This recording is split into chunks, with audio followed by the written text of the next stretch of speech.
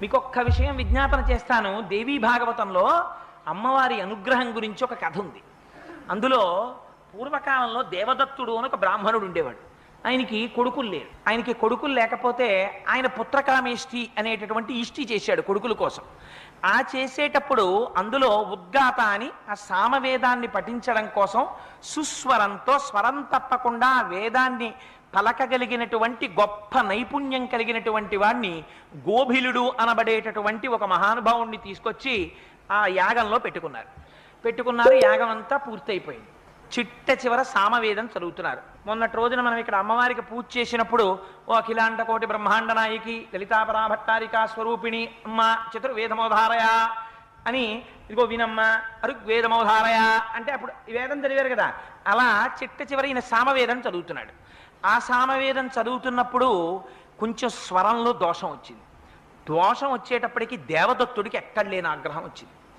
నేను కొడుకు కోసమని యాగం చేస్తుంటే దాంట్లో వేదం చదవడానికి వచ్చి నువ్వు స్వరం తప్పుతావా, ఎంత తప్పు పని చేశావురా అని అడిగాడు. అడిగితే ఆయన అన్నాడు, వాక్కు స్వరము దేని మీద ఆధారపడతాయి? ఊపిరి మీద ఆధారపడతాయి. ఆ ఊపిరిని తరువాత తాను చెప్పబోయేటటువంటి వాక్యము ఎంత పొడుగుంటుందో దాన్ని ముందే లెక్క వేసుకుని దానికి కావలసినంత ఊపిరి లోపల తీసి నిలబెడితే తప్ప ఆ వాక్య నిర్మాణమునకు కావలసినంత ఊపిరి పైకి వాక్కుగా రాదు. అలా వేదం పలికేటప్పుడు కూడా ఉచ్ఛ్వాస నిశ్వాసలలో కావలసినంత ఊపిరి తీసి అప్పుడు దాన్ని ఆ స్వరబద్ధంగా బయటికి తీసుకొచ్చి శబ్దస్వరూపంగా వేదాన్ని పలకాలి. ఒక్కొక్కసారి ఆ ఊపిరి తీసి లోపల పట్టుకోవడంలో చిన్న తేడా వచ్చి స్వరం మారచ్చు. అంత మాత్రానికి నిండు సభలో పట్టుకుని నన్ను ఇంత మాట అంటావా, నీకు మూఢుడైన కుమారుడు జన్మించుగాక అని చెప్పించు. పాపం ఈ దేవదత్తుడు వెళ్ళి ఆయన కాళ్ళ మీద పెట్టాడు. ఎంత మాట అన్నావయ్యా, కొడుకు కోసమని ఇంత ఇష్టి చేశాను.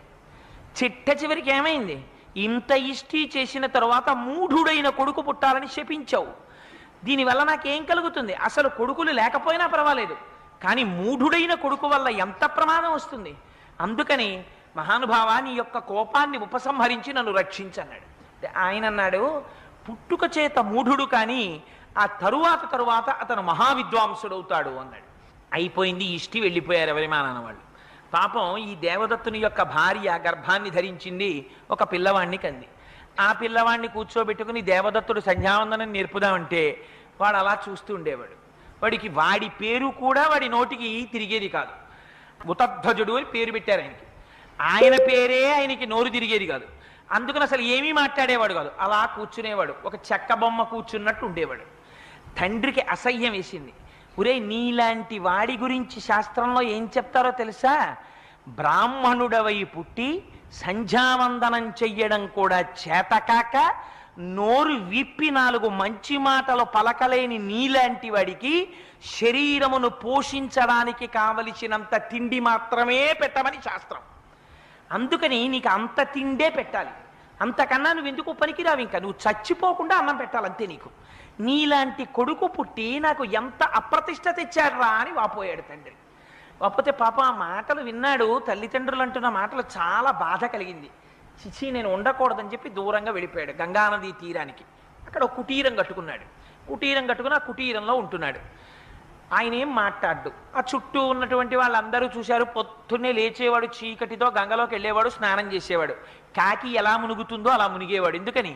ఆ స్నానం చేసేటప్పుడు ఆ మంత్రం చెప్పుకోవడం అవి ఆయనకేం చేతకావు.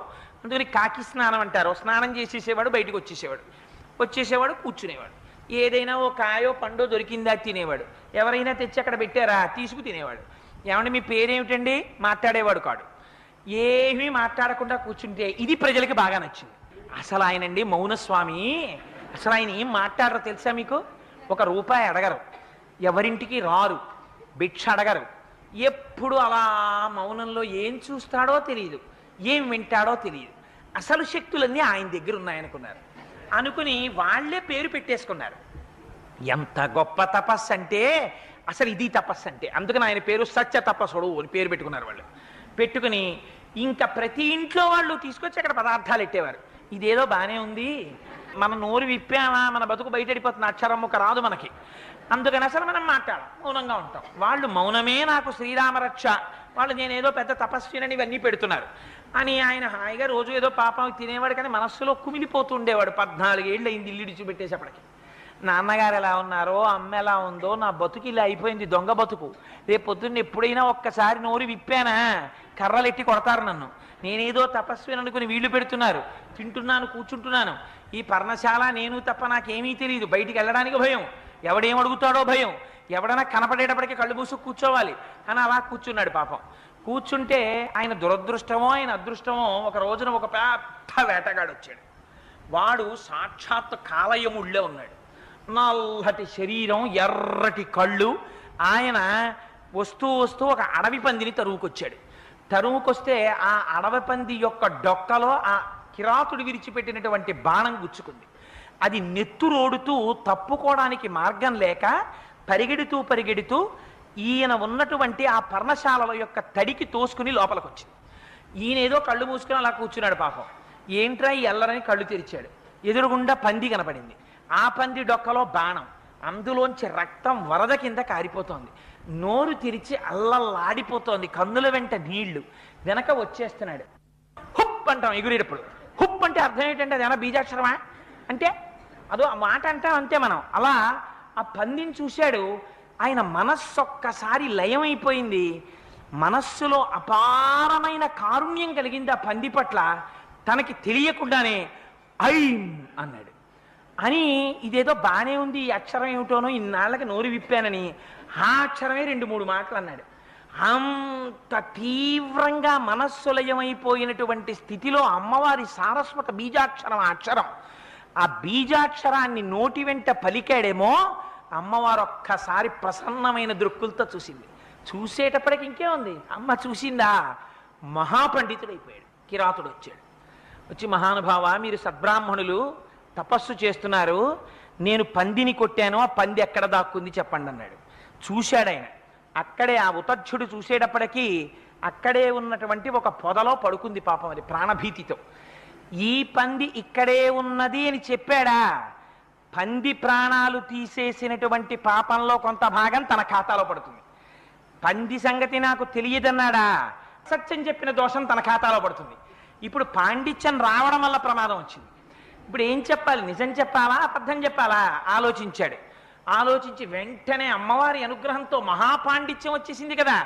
ఆయన అన్నాడు, యా పశ్యతి నసాబ్రూతే యాబ్రూతే సానపశ్యతి అహో వ్యాధస్వకార్యార్థిన్ కిం పృచ్ఛసి పునః పునః అన్నాడు. ఓ వ్యాధుడా, ఓ నిషాదుడా, ఓ బోయవాడా, ఓ జంతువులని చంపేవాడా, ఓ కిరాతుడా, ఎందుకన్ని మాటలు అడుగుతావు? ఏది చూస్తోందో అది చెప్పదు, ఏది చెప్తుందో అది చూడదు. అందుకని ఇంత అడవిలో నీకు ఇంకో జంతువు దొరకదా, పో అన్నాడు. ఏమిటి ఇందులో అర్థం? చూసేదేది కన్ను, చూసిన కన్ను చెప్తోందా? చెప్పట్లేదు. చెప్పేదేది నోరు, చెప్పిన నోరు చూస్తోందా? చూడటం లేదు. చూసేది చెప్పదు, చెప్పేది చూడదు. ఎందుకయ్యా నన్ను దింపుతావు మధ్యలో, ఇంకో చోటుకు పోన్నాడు. నిజం చెప్పాడా అబద్ధం చెప్పాడా? నిజమే చెప్పాడు, అబద్ధము చెప్పాడు. కానీ ఆ అబద్ధం ఎందుకు పనికొచ్చింది?